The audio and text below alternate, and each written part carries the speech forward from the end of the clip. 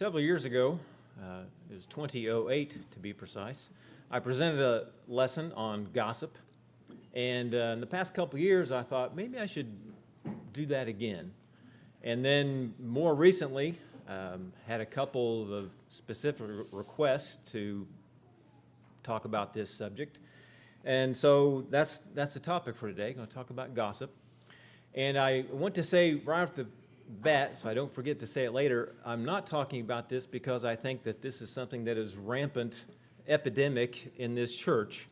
I am talking about it because I think it's something that is extremely easy to fall into and something that we could all use a refresher on. So that's the goal today. So very simple outline. What is it? What is gossip? Why is it so dangerous? So spoiler, it is bad. It is dangerous. And then what am I going to do about it? Jason, sometimes when he's preaching, says he's preaching to himself, and if this is helpful to you, then that's a positive thing. I wanted to make this very personal. Instead of thinking about someone you know who's a big gossip, and I hope they hear this lesson, please think about yourself. What am I going to do with this information? And so that's where we're going to be going. So, what is it? I think we probably, in general, have a pretty good feel for what gossip is, but I do want to define it scripturally and maybe fill out that definition a little bit with some additional thoughts. So I'm not going to read through all this, but you see at the top is the Hebrew words, and then at the bottom is the Greek words with the strong numbers. The word gossip is not used very often, depending on your translation. I believe the NIV, which uses more contemporary language, may use it 10 times with gossip in its variants. But often you see words like slander or whispering or backbiting, tale-bearing in the Old Testament.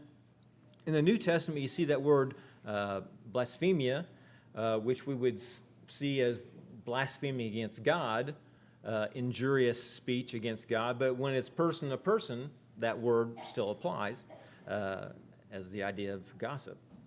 You see the word there for a false accuser or slander. We get our word diabolical from that word. And it's interesting that word is most commonly translated as the devil. So context determines when it's talking about someone person to person. But that puts us in the position of doing the same thing that the devil does. So we're starting to see already how bad it is.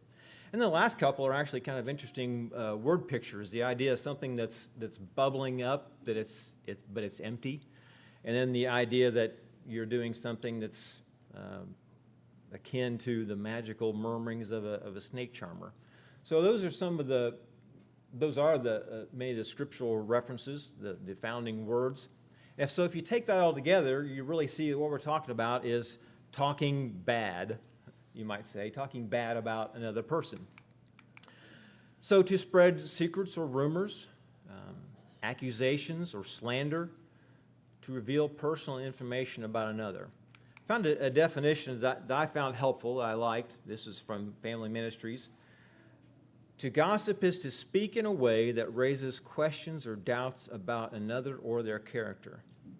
Gossip is a conversation behind someone's back that puts them in a bad light. I think, to me, that was really helpful because there's really two components to there. A conversation behind someone's back that puts them in a bad light. If you have a conversation behind someone's back that puts them in a good light, that's not gossip. That's a good thing. And if you have a conversation to someone's face that puts them in a bad light, that's not gossip. Now, it can be good or bad depending on what you're doing. If you're just being mean, then that's bad. But sometimes you need to have an uncomfortable conversation with someone about something that they are doing that puts them in a bad light, but you're having that conversation with them face to face. That's not gossip. Gossip is when you're doing it behind their back and it puts them in a bad light. Couple those two things together. So that's kind of our working definition for the rest of the lesson. I think there are what I termed as categories of gossip. active versus passive. So if I am the word coming to you and spreading gossip, that's active. And you as the listener is really a more passive thing. You may not even share it or engage in it with me, but you did hear it. Well, both of us are now involved in gossip. Whether it's active or passive, both of us are involved. That's unavoidable. I said malicious versus innocent. Innocent in quotes there. Gossip can definitely be done in a malicious way. I have ill intent towards someone and I want to do them harm. That is malicious gossip. But I think a lot of us can easily fall into what is more innocent. That is, we didn't really mean to do something harmful. That doesn't mean that we should do it. Along the same lines, intentional versus unintentional versus even good intention. Is it possible to fall into gossip when you start out with good intentions? For example, I'm concerned for so-and-so because, and I'm going to use Steve because he's right here. So I'm going to gossip about Steve to Sam. I'm concerned about Steve. Steve has openly shared with us that he has had a history with anger. So I'm not sharing information that he hasn't publicly talked about. But I go to talk to Sam and say, I'm concerned about Steve because he's got a real anger issue. And let's just say that Steve hasn't shared this publicly, okay? But I'm going to talk to Sam about it. My concern is a good thing. Steve's got a problem I should be concerned about. But now I've just gone and talked to Sam. Maybe Sam didn't even know that Steve's got an anger issue. But now I have put Steve in a bad light. You see how that worked? I had a good intent. I had concern.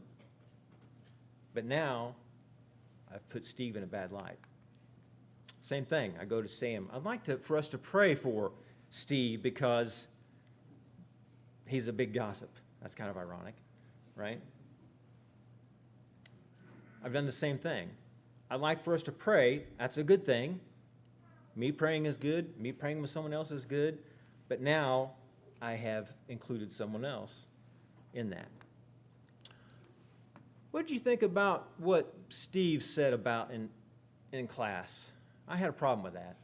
Sam, I had a problem with what Steve said in class. You see the problem there?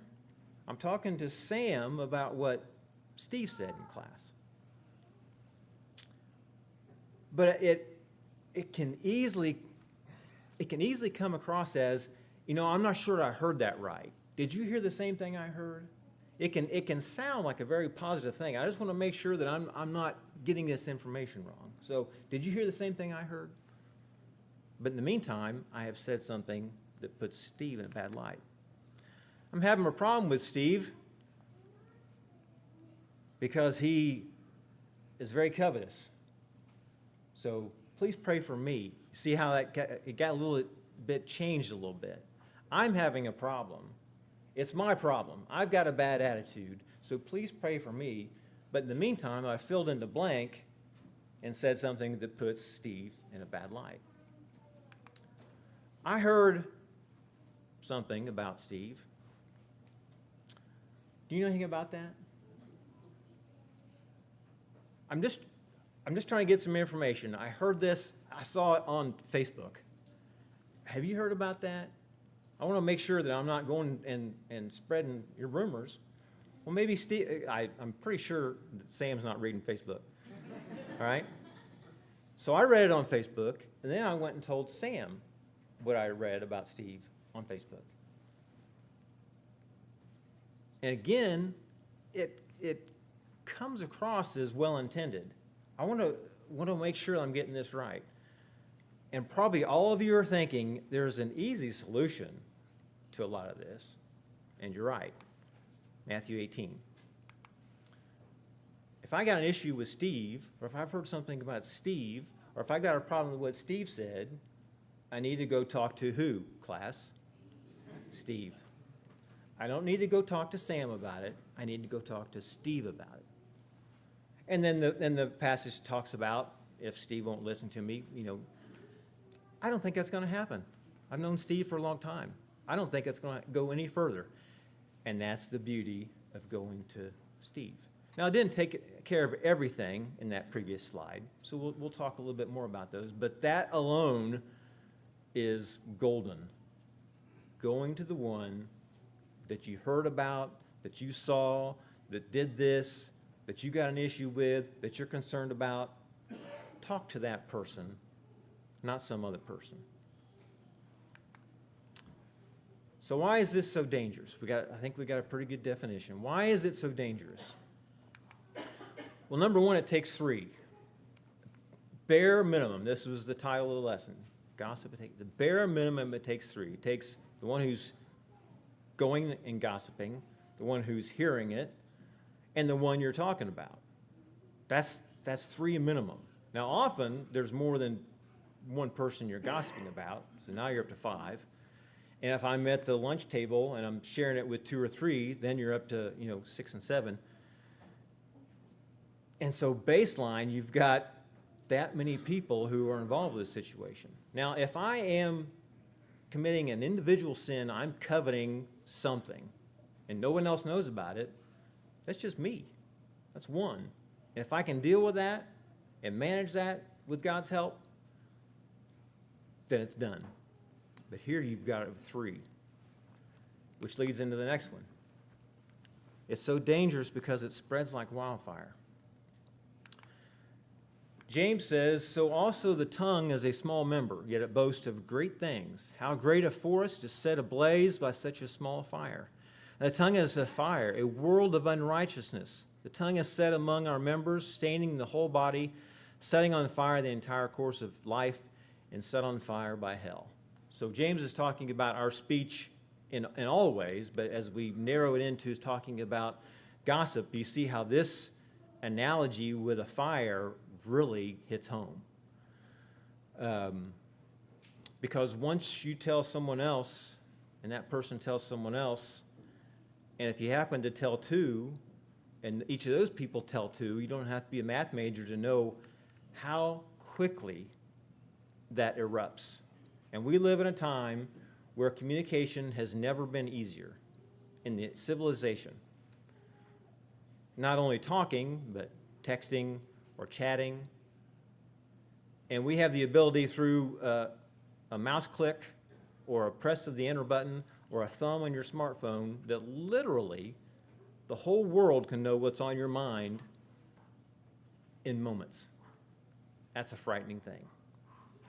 And so when we're talking about someone else, if you put that out in such a place that it can be read by the whole world, how can you possibly undo that? You can't. Gossip destroys trust. Proverb says, a gossip betrays a confidence, but a trustworthy person keeps a secret. In this audience, many here have probably seen it, experienced it, maybe very personally, where someone has spoken about you and betrayed your confidence. And we all understand that once that confidence has been betrayed, it can be so hard to rebuild. It can maybe, in some cases, never be rebuilt the rest of your life. It destroys friendships and unity. We get the idea here. Gossip is a destroyer. Proverbs chapter 16, verse 28, a perverse person stirs up conflict, and a gossip separates close friends. Chapter 17, whoever would foster love covers over an offense, but whoever spreads the matter separates close friends. I didn't look it up, but I just noticed as I was going back over this again, both of these mention close friends. Not casual relationship. You have someone who you have a deep, years-long relationship with, it can be ruined in a moment through gossip, through spreading a matter, through not keeping it. And then the next thing you know, friendships are destroyed because of gossip. It destroys reputations from the things that we've been talking about. It destroys the reputation of the gossiper. They have a reputation now of being a big mouth who shares information, but you also may have destroyed the reputation of the one that you're gossiping about. And don't raise your hand, but just answer for yourself. Have you ever done anything really bad? I'm raising my hand. Something you're ashamed of? Something that you don't want your life to be defined on that thing that you did. I'm sure some can relate to that. Well, if someone gossiped about that thing you did, that's the reputation you have. And literally, it could have been one event. But in the previous slide, if you know about the information, you choose to not share it, then you can keep that reputation from being ruined. And finally, it destroys the soul. Psalms says, whoever slanders his neighbor, secretly I will destroy. That's God talking. He's going to destroy. And then in Romans chapter 1, it's talking about people living unrighteously and ungodly. They were filled with all manner of unrighteousness, evil, covetousness, malice. They're full of envy, murder, strife, so on, gossips and slanders. Those who practice such things deserve to die. I hope that I have communicated effectively just how dangerous this is, because it is an absolute destroyer. A destroyer of friendships, a destroyer of unity, destroyer of reputation. So, knowing all that, what am I going to do about it? What am I going to do about it? Number one, if I'm the talebearer, then I need to stop doing that. Going back to the fire analogy, without wood, a fire goes out. Without a gossip, a quarrel dies down. It's an amazing thing. It doesn't matter how big the fire is. You need heat and oxygen and fuel for a fire. If you remove the fuel, the fire's gone. It's so simple. In this case, the fuel is the gossip, the one who is spreading it. And if that no longer happens, then whatever the big issue was, it just vanishes. So if I'm the talebearer, I'm the one who's going around gossiping, then I just need to stop doing that. Now, if I'm the tale hearer, I need to stop doing that as well. A gossip betrays a confidence. We covered that earlier. So avoid anyone who talks too much. Now, some people are more chatty than others. It's not saying avoid chatty people. It's clear within the context that it's talking about people who are chatty, and because of their chattiness, they're gossiping. And this passage says to avoid those people. In the previous verse that talked about the fire and the fuel, if you have the biggest gossip on earth, but that gossip has no one to talk to, no one who will listen, then there's not going to be any problem. That person's going to be frustrated about the only thing that's going to happen. But if no one listens to what they say, no, I don't want to hear that, then reputations don't get ruined, then friendships don't get ruined. All those bad things don't happen because the fire can't spread. But we need to take it a step further as the tale hearer and correct the talebearer in love. If anyone's caught in a transgression, you who are spiritual should restore him in a spirit of gentleness. Keep watching on yourself, lest you too be tempted. So if someone comes to you and they are starting to share some gossip, it is good, it is right to say, I don't want to hear this. It's better to say, I don't want to hear this, and because of all the reasons that we talked about, you shouldn't be telling that to anybody else either. It's a little bit like putting out a campfire. It's good when you're done camping and you have a fire to stomp out the fire so it's no longer a fire. But if you know anything about that, if you just stomp it out, there's still some smoldering going on, and that smoldering can lead to the fire continuing. What Smokey Bear wants you to do is to stomp it out, pour water on it, stir it around a little bit, pour some more water on it, and then put your hand on it to make sure it is out. That's what this last step is about. Because when you communicate, you should not be doing this. You should not be gossiping. Then there is no more potential for the fire to spread. And so as a hearer, I think you have a double responsibility. Don't hear it and correct it so it doesn't continue. And that really sounds simple. It is. I mean, 3 steps there. Are there any practical tips or hints that might help us? Things that are warning signs to look for. So practical tips. Number 1, am I talking about someone else? Now, you may think the skull and crossbones is a bit extreme. Maybe a red flag would have sufficed. But given everything we talked about, maybe skull and crossbones is a good shock value. Anytime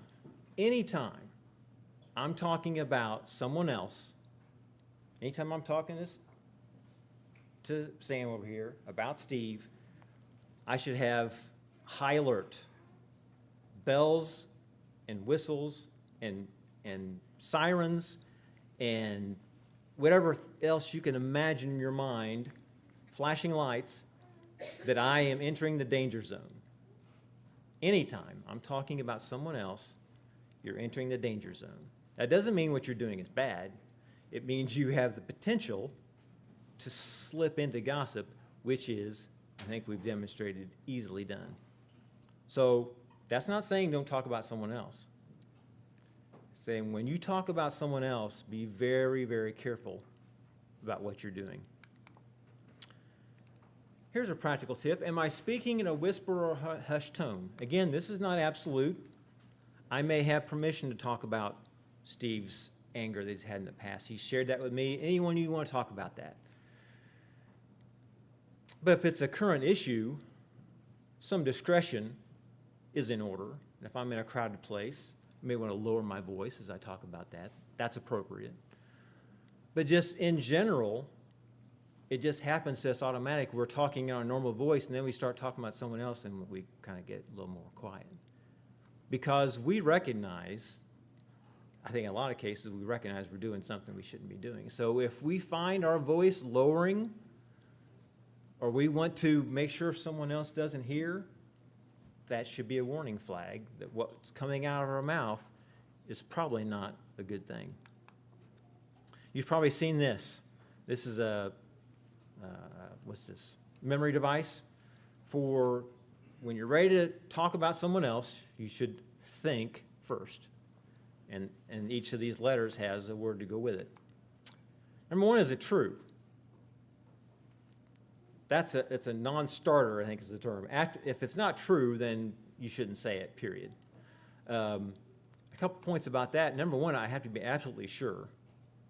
Thinking it's true is not good enough. I have to be absolutely sure it's true before I talk about it. And just as important, just because it's true does not mean I need to talk about it.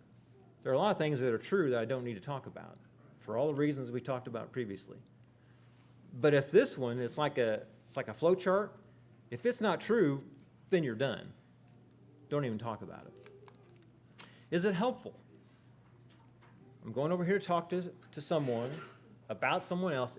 Is me doing that going to help the situation? Or am I just talking about it? If it's not helping the situation, don't do it. Is it inspiring? Is it inspiring? Is it uplifting? Is it building up the person I'm talking to? Is it building up, inspiring the person I'm talking about? If the answer is no, then don't do it. Is it necessary? The only way I can help this situation that Steve has with anger is to go over here and talk to John about it. Now I pull John in, see how it works? Now I'm talking to someone else. That seems really unlikely. It seems really unlikely that the only way I can help this situation is by talking to John. maybe you can think of a scenario. I think this is a pretty good list. Is it kind? As I'm talking about this, is kindness my motivation and my goal?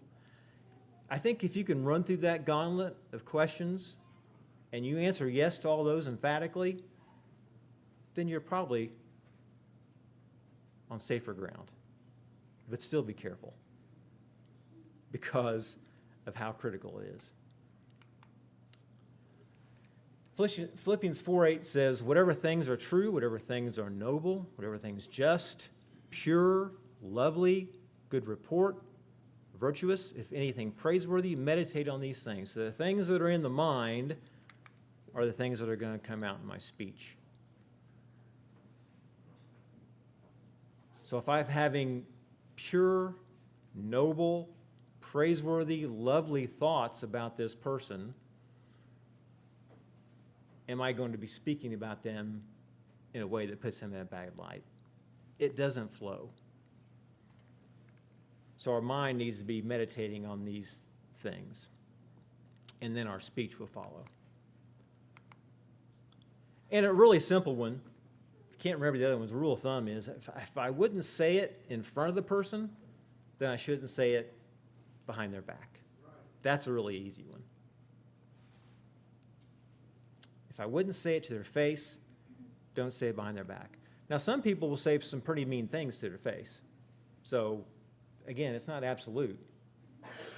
But if I wouldn't say it to their face, then I shouldn't say it to someone else. So some additional helps. How can I help myself with gossip? Stop talking so much.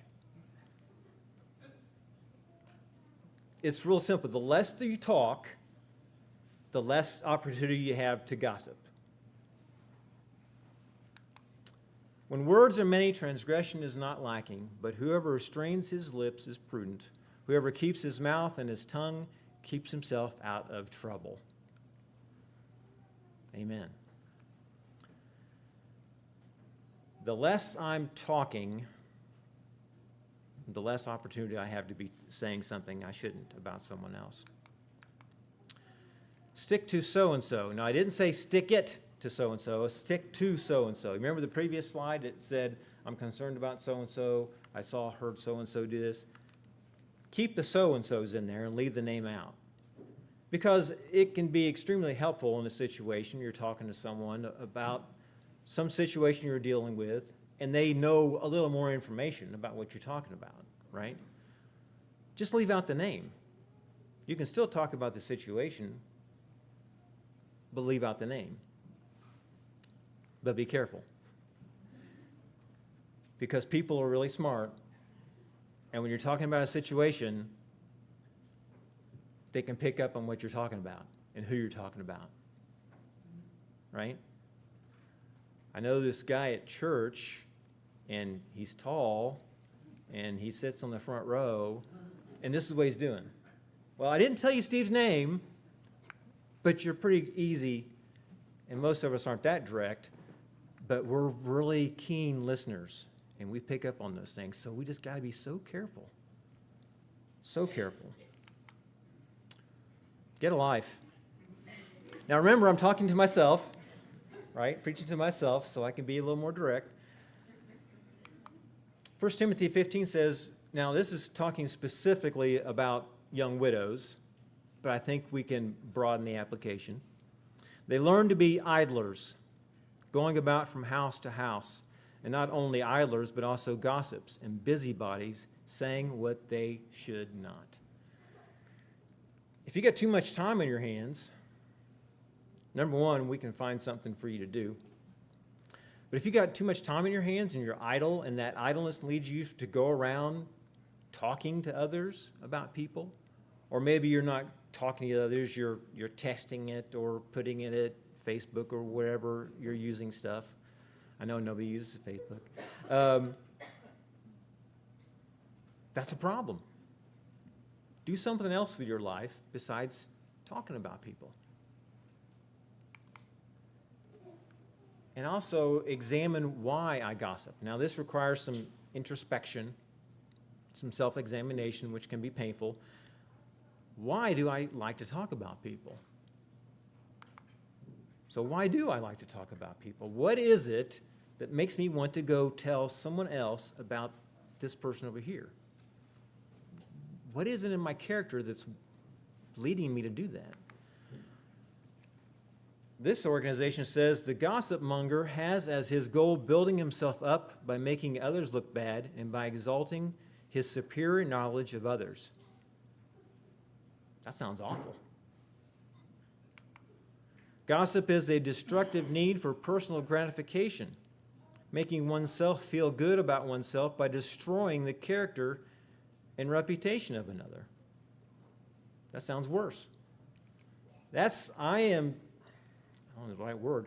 I feel so bad about myself that I got to run other people down, and that lifts me up higher. That's malignancy. That's active ill will towards others because of how I feel about myself. Now, maybe you look at those and say, that is not me. That's not what I'm doing. It's just kind of, I don't know. It's just kind of funny to talk about this person. It's really hard to come up with a good reason that you're talking about someone else, if you really think about it. I've seen this quote attributed to Eleanor Roosevelt in many sources, and other sources say, no, she didn't say it. So I'm not sure who said this. So I'll just put that out there. But the quote is, great minds discuss ideas, average minds discuss events, small minds discuss people. What kind of person do you want to be? A small-minded person or a great-minded person? You know, you think about Jesus. We don't have everything that Jesus talked about recorded. You know, undoubtedly Jesus talked about the weather or the latest road project and how long it was taken or whatever. There were a thing in his life that I don't think everything word that came out of his mouth was a spiritual truth. Maybe it was. But what you see with Jesus is he was always talking about ideas. Even when he was talking about things, he was really talking about ideas. So this is one person's opinion, whether it's Eleanor Roosevelt. I think there's a lot of truth there, and I think we can help each other to elevate our conversations more so than talking about people.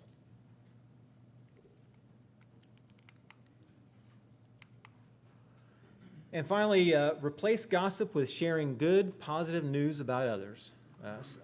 Philippians 2 is a good example. Paul to the church in Philippi is telling them wonderful things about Timothy and Epaphroditus and all the great things they've done. So he's talking to the Philippians about these two men, but he's telling them good, positive things.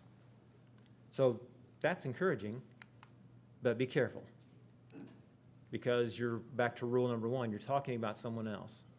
And you can go from talking about someone else, you know, Steve's a great guy, he does all these great things for the church, and he's taught so much, and he's helped so many people. But you know, he seems like he's kind of full of himself about it.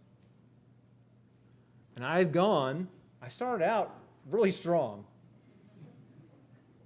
saying positive things, and that was pretty obvious, bad example, but it's so easy to slide into the gossip side. Folks, we have got to be careful. Anytime, I'll say it again, anytime you're talking about someone else, be on high alert, because you are in the danger zone. Ephesians 4, this is the last verse, Ephesians 4, let no corrupt word proceed out of your mouth, but what is good for necessary edification, for building up.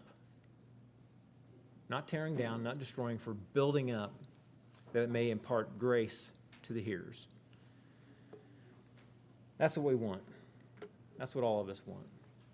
And thanks for listening, and I hope that those thoughts have been encouraging, challenging, whatever it is you needed in your walk with Jesus. We're going to sing a closing song. Micah's going to lead us in that.